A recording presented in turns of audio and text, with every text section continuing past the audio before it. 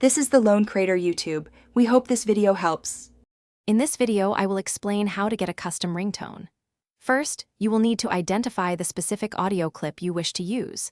This could be a favorite song, a memorable quote, or any unique sound. Next, we will explore how to prepare this audio, ensuring it is the correct length and format for your device.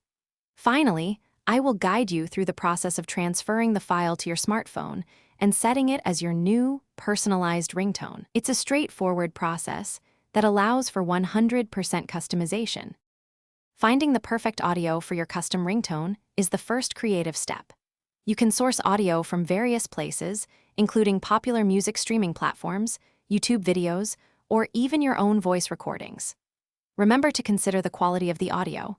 A clear, crisp sound will make for a much better ringtone. Once you have your desired audio, pinpoint the exact 30-second segment you wish to use, as this is typically the maximum length for a ringtone. Now that you have your audio, it's time to edit and convert it.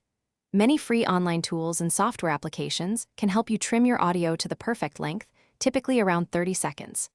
After trimming, you'll need to convert the file to a format compatible with your phone.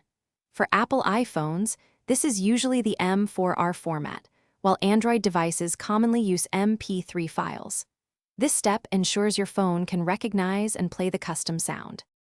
The final step is to transfer your custom ringtone to your phone and set it.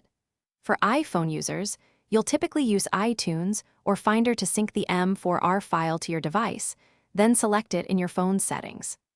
Android users can often simply transfer the MP3 file directly to their phone's ringtones folder and then choose it from the sound settings. Enjoy your unique, personalized ringtone that truly reflects your style. Thanks for watching. Consider subscribing if we helped you.